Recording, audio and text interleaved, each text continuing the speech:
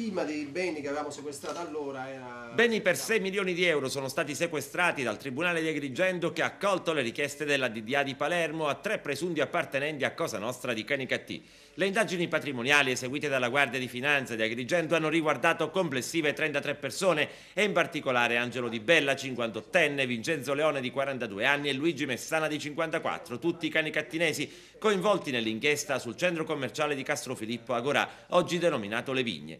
Sottoposti al sequestro numerosi conti correnti bancari, polizze assicurative, titoli e una cooperativa che si occupa della produzione e commercio di frutta, dal nome Orus ARL. Il sequestro di oggi segue quello effettuato lo scorso gennaio, il cui valore complessivo ammonta ad oltre 75 milioni di euro. A questo punto sono oltre una ventina le società sottratte alle famiglie mafiose canicattinesi ed affidate temporaneamente e precauzionalmente ad amministratori giudiziari nominati dal Tribunale, con l'incarico di migliorarne l'attività produttiva, salvaguardare i livelli occupazionali e contestualmente riportare l'impresa ad operare secondo criteri di gestione propri dell'economia legale. È il caso di dire missione conclusa definitivamente oppure ancora c'è dell'altro da scoprire?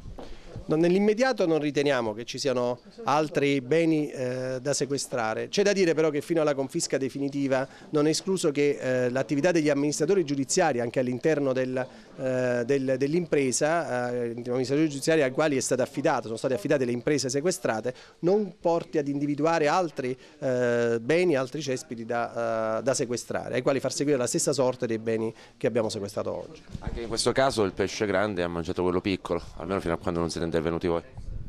E questo è proprio il rischio della presenza di un'impresa mafiosa sul territorio, quello di mortificare lo sviluppo del territorio, di impoverirlo e di condizionare le altre imprese. Quello a cui abbiamo assistito nel territorio di Canicattì è esattamente questo. I piccoli imprenditori, i piccoli produttori locali erano condizionati nelle loro scelte imprenditoriali dalla presenza di grossi imprenditori che avevano costituito imprese con capitali mafiosi.